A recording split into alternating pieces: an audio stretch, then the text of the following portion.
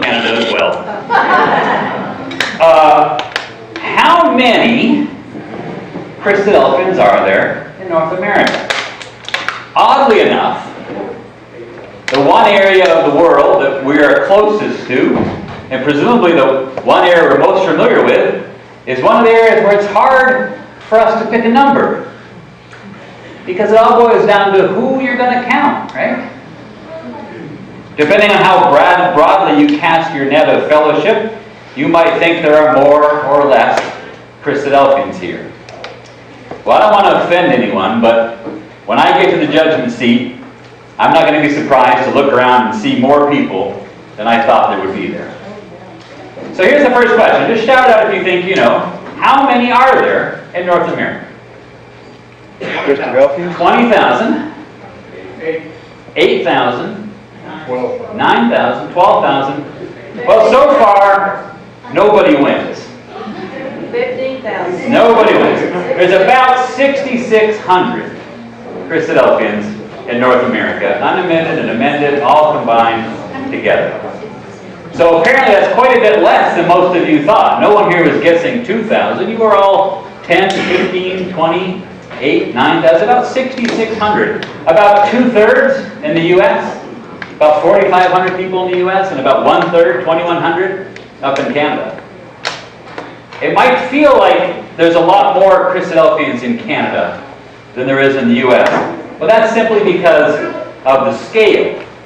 Canada's a tiny little country. Texas could whoop it in a war. I thought we did. On a per capita basis, right?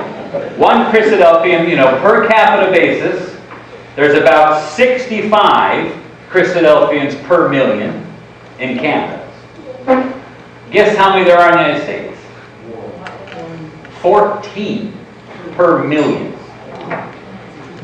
14 per million in the United States. So Canada is much more holy and righteous than the United States. We're sinners and we're wicked, right? There's only 14 Christadelphians out of every million people. 14 Christadelphians. 26 million people in Texas times 14, 260, about 300 people, 300 Christadelphians in Texas. Well, pretty close, right?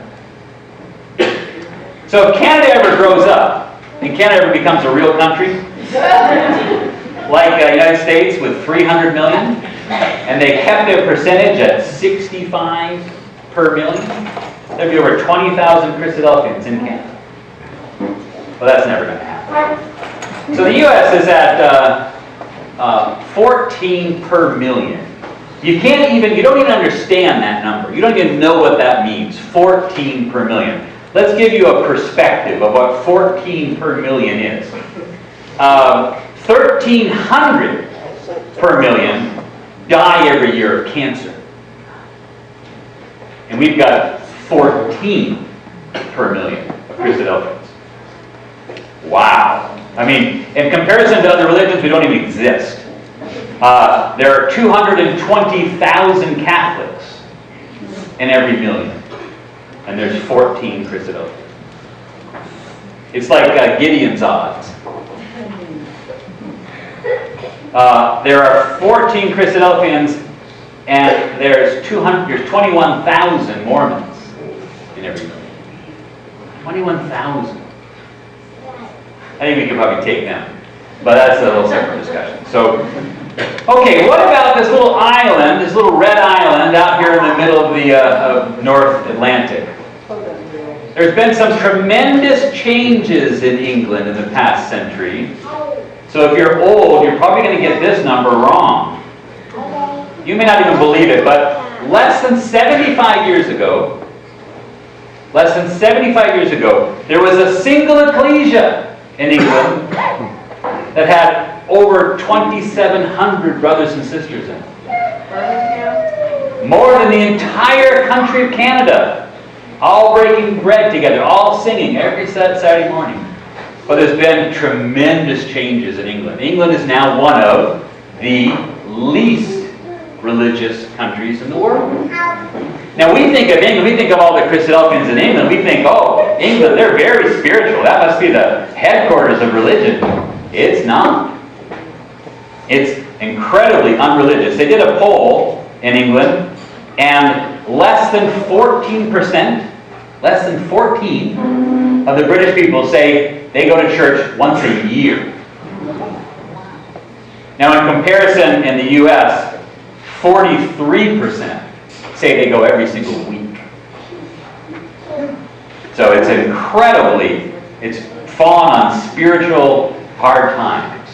Oddly enough, interestingly enough, the Muslims are doing great in England, but Christianity dropping dramatically. So, what's your guess? How many brothers and sisters in England?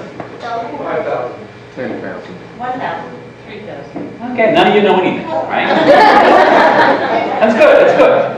About 7,900, less than 8,000. At its peak, there were over 20,000 Christadelphians in England. Anybody here 80? Nothing personal, but anybody here 80? Paul is 80, just turned 80. In Paul's lifetime, there were 20,000 Christadelphians in England. Now there's less than 8,000. Endangered species. And every one of them is old. Almost all of them are old. You know? I mean, in the rest of Paul's lifetime, you're going to see that number get even smaller. They're dying at a rate of about 140 a year in England, and they're baptizing at a rate of about 40 a year. So you do the math. It's not going to be very long. So the focus, of course, in the UK is on young people, right? They want to try to talk to the young people and try to help their young people come to the hope of salvation, because that's the hope of the brotherhood. Now, statistically, over here in Australia, religion's doing a lot better than it is in England. 11% of Australians say they go to church every week. Remember, the U.S., 43% go to church every week. Australia, 11%. But the Christadelphian faith has been doing a lot better in Australia. It's been growing quite a bit in Australia. You know why? They all have 6 kids. They all have 6 kids, and those kids all go to Sunday school, and a lot of them get baptized. How many brethren do you think there are in Australia and New Zealand? 29,000. Yeah, what do you think? Well, let me ask you this way. More or less than England? Just barely. 7,800 in Australia and New Zealand. In the next couple of years, with the increased number of baptisms going on in Australia and the decline going on in England, Australia is going to pass England as the largest number of Christadelphians in the world. And that is going to drive the Brits crazy, right? They are not going to like that at all. But that's what we're going to see in the next couple of years, this change. So this is typically what we view as the Christadelphian world, right?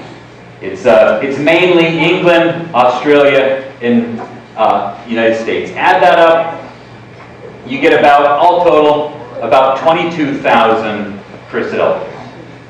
22,000 in the first world. So, the next question, do you think that's the majority of the Christadelphians in the world, or is that the minority?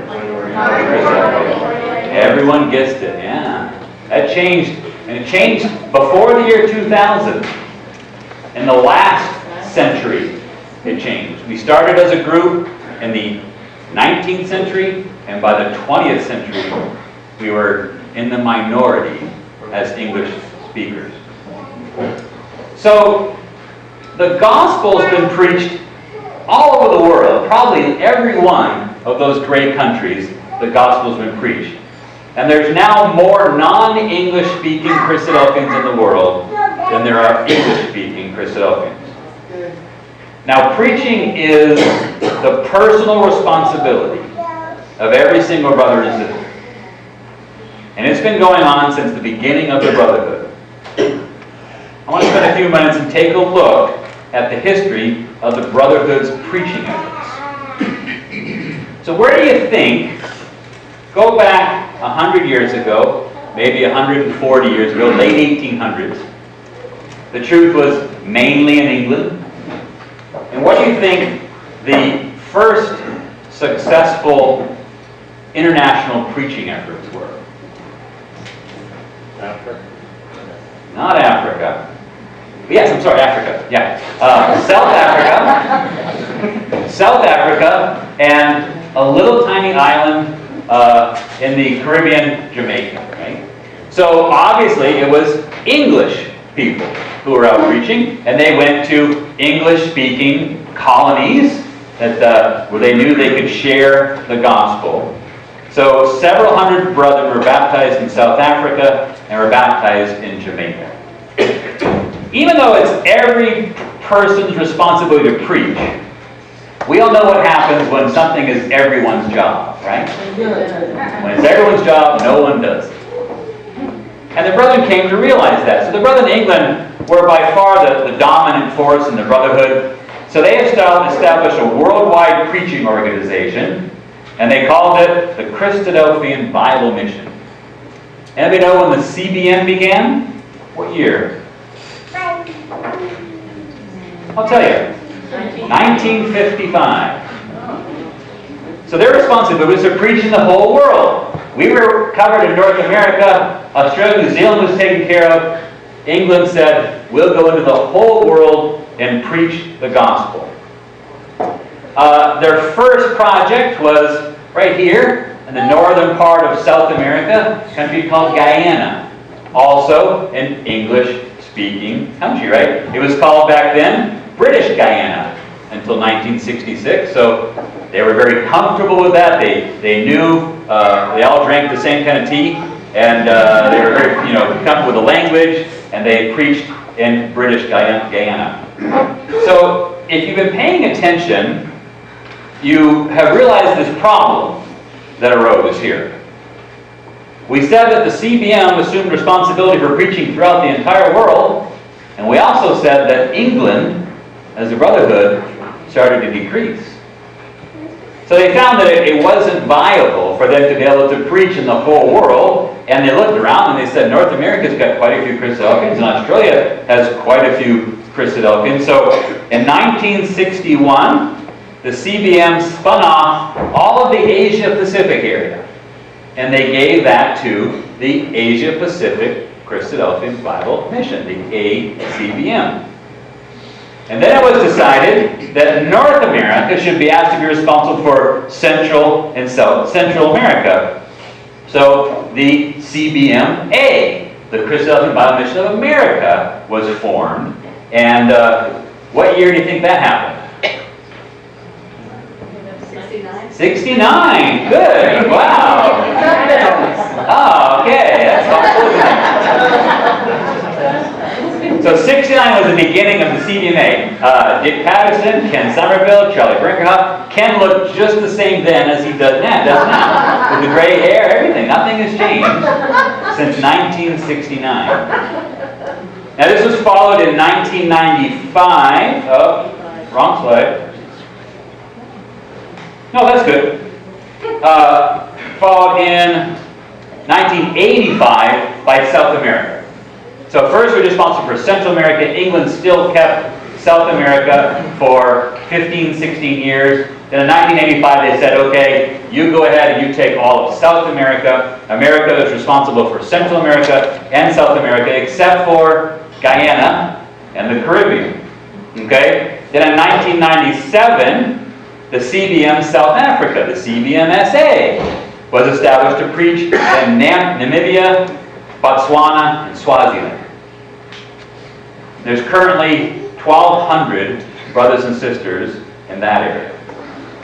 And then finally, in the year 2000, all of the Caribbean and Guyana were turned over to the CBM of America. Shortly thereafter, the CBM of Canada was formed, and they take responsibility for Caribbean, and the CBM of America takes responsibility for Central and South America. So this is where we find ourselves today.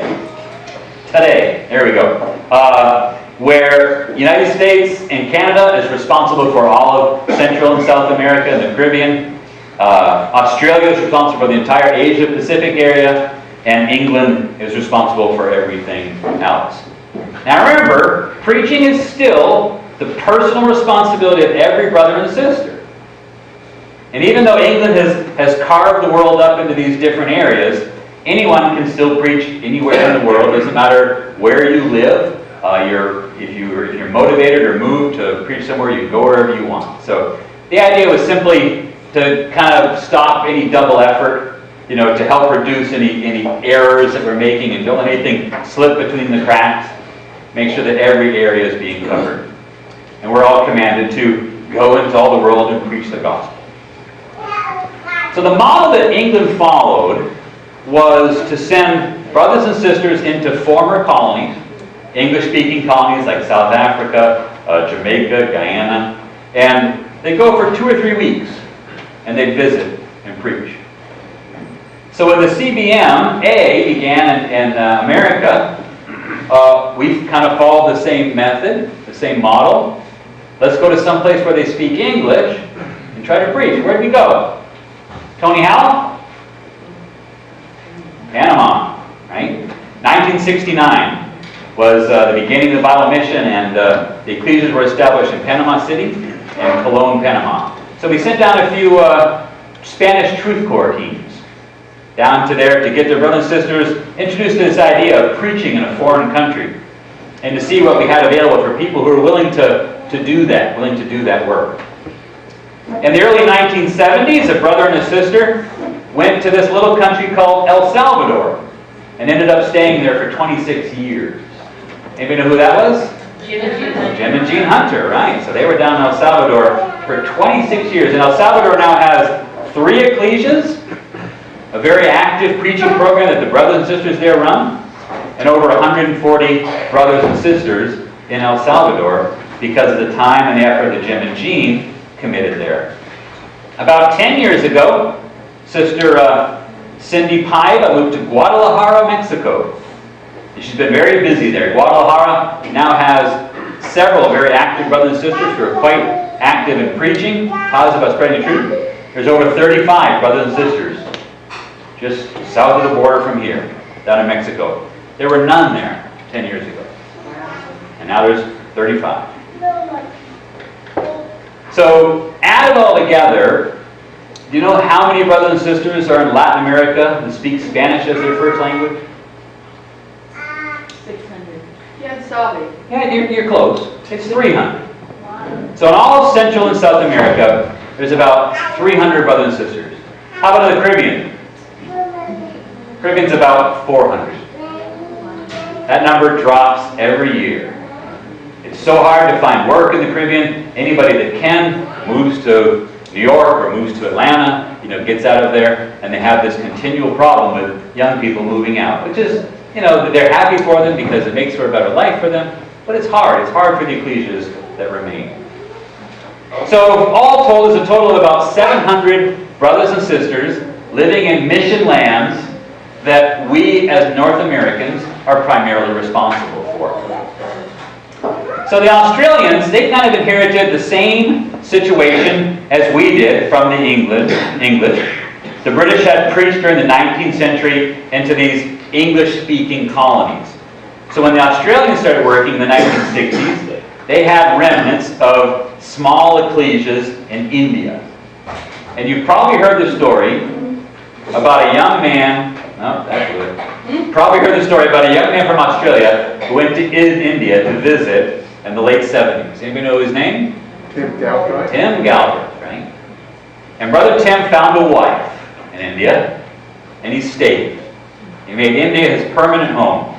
To say that Tim has been active the past 30 years in India would be an understatement.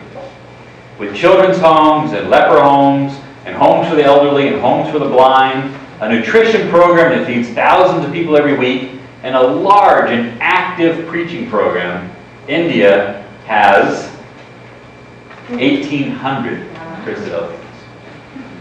In 30 years.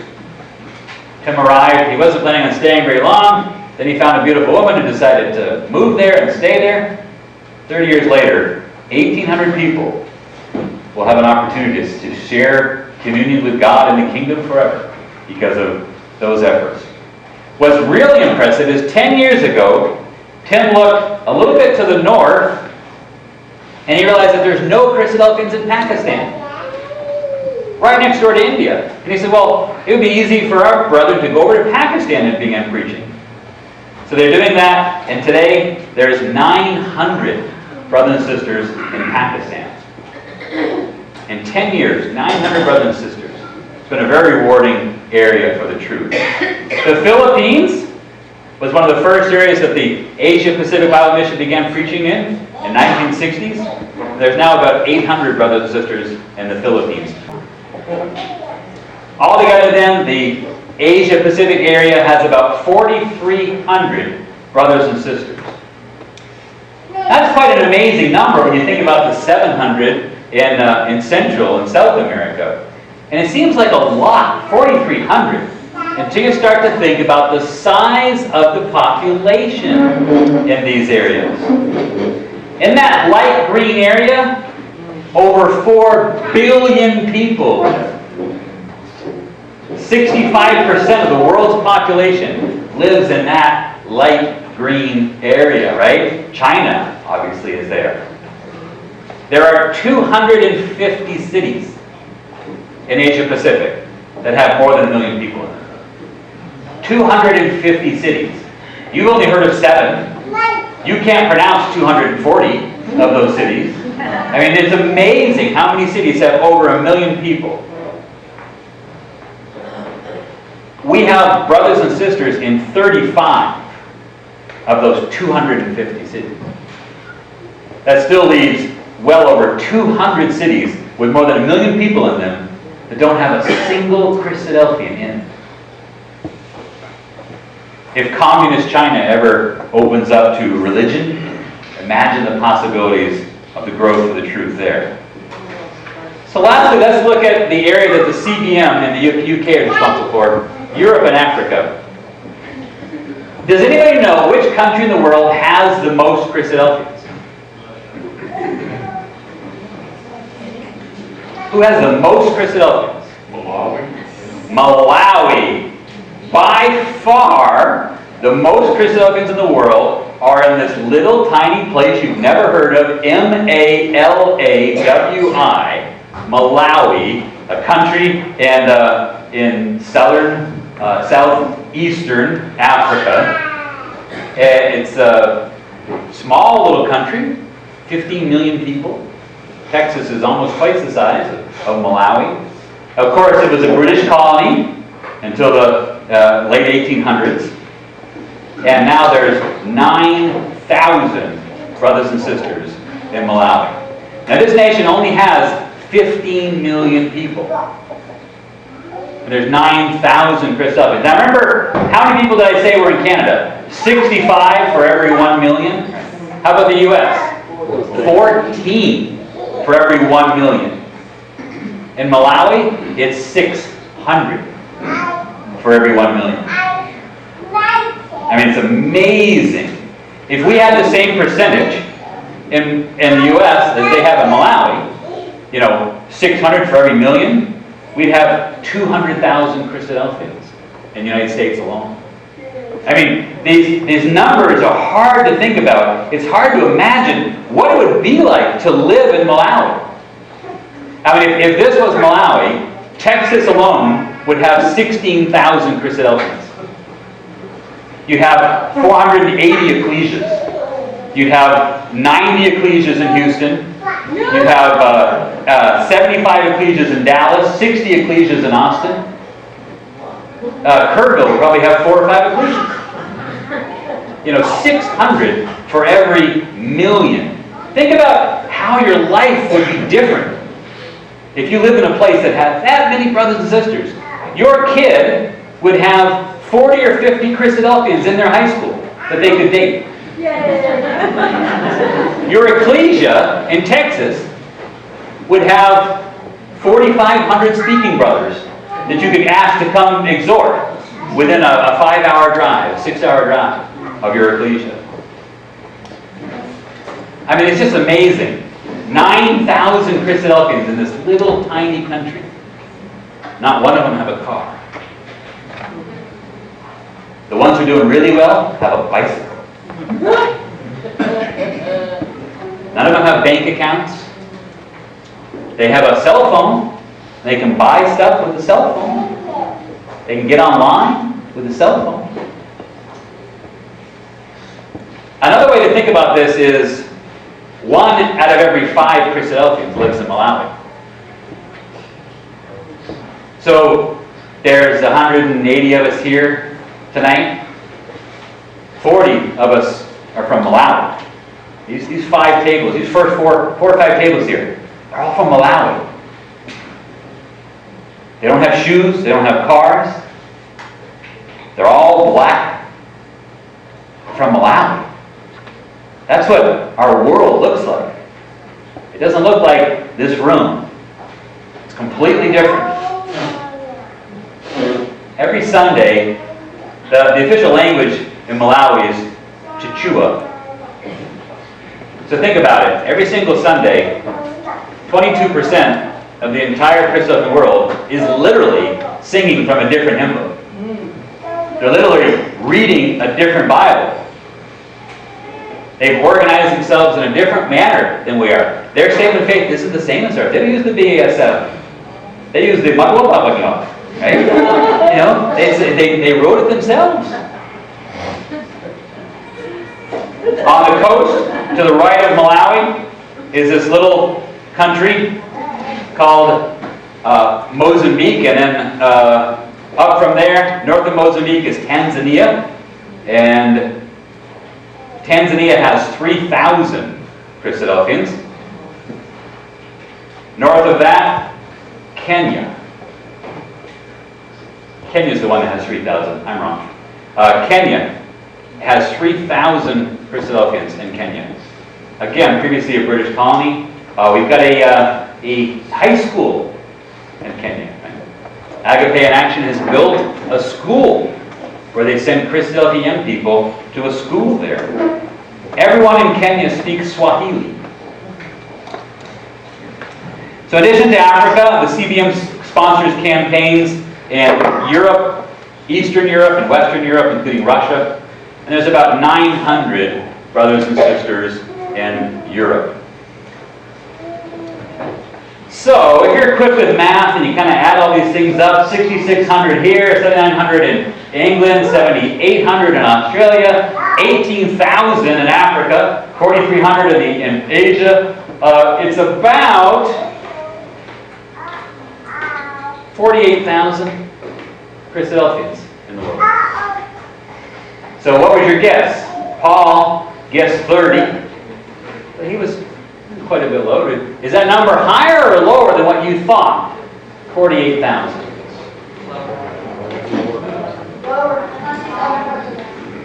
7,300 in the blue parts, 12,000 in the green bit to the right, and about 27,000 in that big red middle part. So let me share with you some thoughts about this. First of all, let's talk about money. Because believe it or not, I'm here to talk about money. The red, green, and the blue countries are areas that we think of as first world, right? We live in the US, England, and Australia. We're the ones that drive the fancy cars. We're the ones that have the regular, consistent paychecks. We have about 6% of the world's population. 6 out of every 100 people live in the United States, England, or Australia. How much of the money of the world's money is in those places? 33%. 33% of all the money in the world, all the wealth in the world, is the United States, England, and Australia. So we can afford to help. We can afford to help our brothers and sisters. Together, we in the first world spend about $3 million a year preaching the gospel. The CBM has a budget of about, CBMA in America has a budget of about 400,000. Canada has a budget of about 300,000. So we're about 700,000 in the U.S. The CBM in England spends about 1.6, 1.8 million dollars.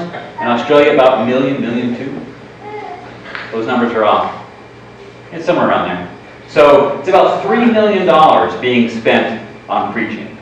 Now, remember I said there's 22,000 brothers and sisters. in England, United States, and Australia. And we're spending $3,000 a year preaching. That means we're spending about $130 per person per year. It's about $11 a month on preaching. That's 2 lattes we're spending on preaching. But we also help out with welfare as well. We help out more with welfare than we do with preaching. We spend about $3.5 million on welfare. The Bible missions spend about $600,000 a year, all of them combined. Agape in Action spends a lot of money. Meal a Day spends a lot of money. The Williamsburg Christadelphian Foundation spends a lot of money. When you add it all together, we spend about $3.5 million on welfare. $155 per person on welfare. That's better. That's about $13 a month. Over 80% of this $3.5 million spent on welfare goes to Africa. Over 80%. By all accounts, in everyone's estimation, more than that could be spent in Africa alone. With brothers and sisters and children of brothers and sisters. We're not talking about helping complete strangers who are hungry. We're talking about helping brothers and sisters and their children with food and clothing, and housing, education, health care. So I'm not going to say that this ratio is off here between preaching and welfare. That's for you to decide. Everyone has to decide personally where they want to give their money, how much they think should be spent in saving the person's life eternally, and how much they think should be spent in saving the person's life temporarily. I don't think that welfare number is too high. Frankly, I think it's too low. I think we can afford more than $13 a person a month to help brothers and sisters and their family who are going to bed hungry, who can't afford a mosquito net to put over them when they sleep, so they get bitten and get malaria and die. I think we can afford more than $13 a month. And I think we can afford a lot more than $11 a month to help complete strangers learn about the covenants of promise. Come to a saving hope of salvation. I think as a community we can do much better in giving to preaching and giving to welfare. Remember that statistic? We have 33% of the world's wealth. 1/3 of every dollar is in our pocket. And there's only 6% of the world's population here. If you agree, I just happen to know an address you can mail a check to. Make it payable to CBMA, care of Jeff Jeleno. Mail it to me. You can actually give it to Kelly. She'll just put it in her Bible bag. We'll bring it home. We'll deposit it for you. We'll send you a receipt. Or go online and make a donation with your credit card. Or set up your checking account. Many people find that it's best to have a monthly recurring donation. It's easy on the budget. You just set $40 a month aside. It automatically comes out of your checking account, or it comes out of your credit card, and you get air miles for it, or whatever you do.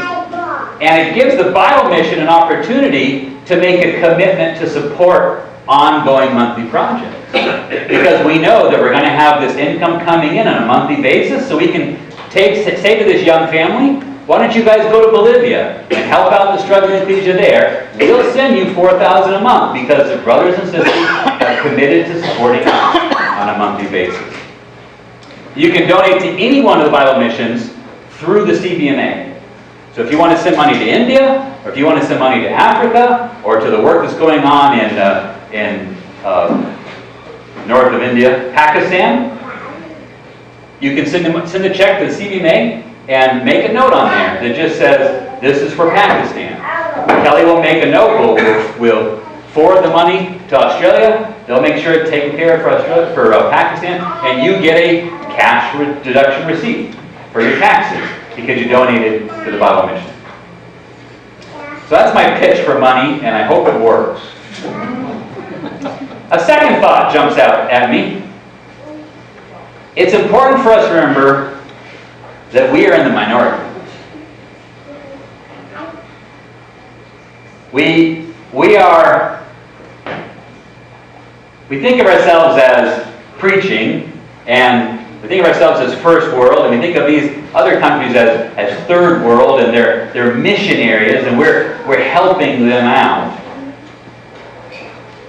But Christadelphians living in the developed world are in the minority.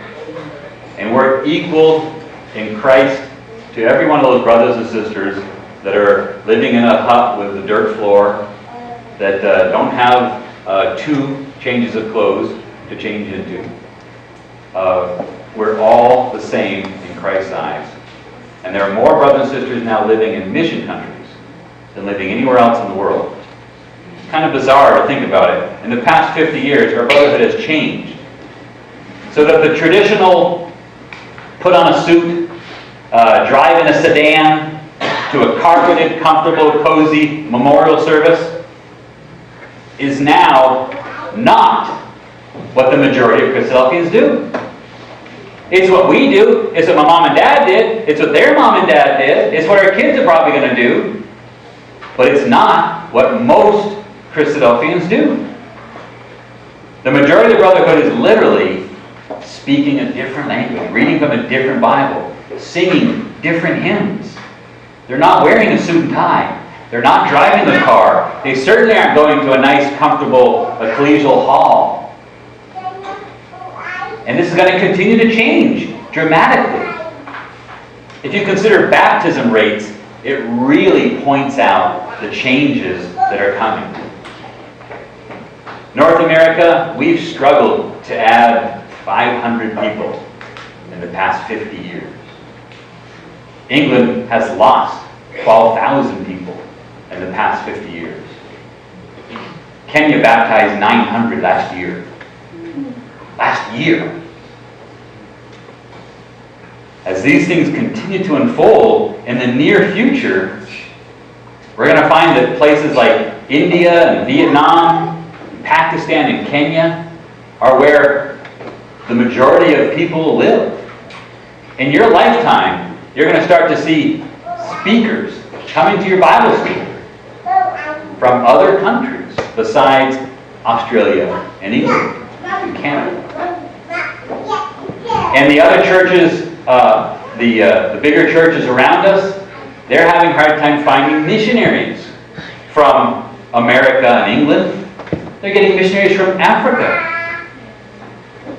We might someday see a situation where we want to run a preaching campaign in Austin, and 4 brothers from Kenya come and run the preaching campaign. Or maybe in Houston, and they preach to the black community in Houston, and they find a whole group of Kenyans. Atlanta has 30,000 Kenyans living in it. What a great opportunity for them to come and to preach to them. The world is changing. And the Christadelphian world is changing as well.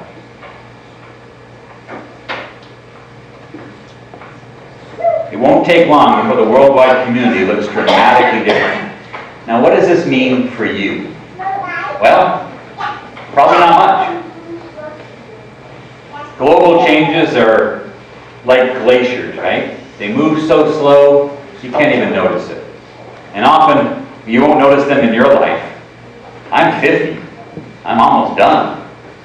Well, we're all getting older, and by the time we get old, we might not even see these changes. But it could. We could start to think more globally, start to think outside of our little box of our ecclesia or our state or even our country. Start thinking about what's going on in the world around us. Reach out a little bit further. Travel to some other place. Familiarize yourself with the ever-changing and growing body of Christ. Take advantage of the opportunities available to you through the Bible missions in the U.S. and England and Australia. Last year, the CBM in England sent out 360 people on 2-week missionary trips. And the Asia Pacific CBM sent out 300 people on 2-week missionary trips. Take 2 weeks of your vacation. Sign yourself up. Go to Vanuatu and see what it's like. See what the brothers and sisters are there. CBMA has lots of opportunities. There's a lot of need in the Caribbean. The brothers and sisters in Guyana would love to hear a Bible class from you. They'd love to have you come speak at their spring gathering or at their Bible school, or just come to their ecclesia and visit and share an exhortation. Cindy Paiva in Guadalajara can always find a way to put you to work. If you've got a week, go down to Guadalajara and she'll find plenty of work to keep you busy. There's a great need for help in Panama. Get involved in one of the support programs. Make a trip. We have missionary trips 4 times a year. Just contact me and I'll hook you up with Brother Don Luff. And he'll take you with you. It doesn't matter if you can't speak Spanish. He'll be there. He'll guide you through. He'll introduce you to the brothers and sisters in Ecuador, the brothers and sisters in Bolivia, the brothers and sisters in Peru. You'll meet people and you'll feel like a rock star visiting their ecclesia, like Bono. It's Kelly and I were in Quito, Ecuador, and it was just amazing. They stopped in the middle of the memorial service and welcomed us. Senor Hef. As I said, I love numbers, and I find it really enjoyable to kind of look at these things and kind of let them roll around my tongue and kind of see what they taste like, what they feel like. I hope you've enjoyed this. I hope I didn't bore you with all my facts and figures. Because at the end of the day, you see, these numbers don't really matter. It doesn't matter how many Christadelphians there are. It really doesn't matter what country they're born in. The important thing to remember is that we're all one body. The brothers and sisters in Africa, the brothers and sisters in Vietnam, the brothers and sisters in Texas are all one body. Each one of us has a relationship with our one Lord and Savior, Jesus Christ. Each one of us is loved dearly by the one God. Each one of us believe this one gospel. We've all been baptized into one baptism. Each one of us is under the same commandment, a new commandment, that you love one another. Just as I have loved you, you also are to love one another. And by this, all people will know that you are my disciples, if you have love for one another. They may not look like you. They don't talk like you. They don't even think like you. But they're your brothers. Whether they live 9,000 miles away, or whether they live in the next town over, they're your brother. You need to do whatever you can to help them in their walk with you.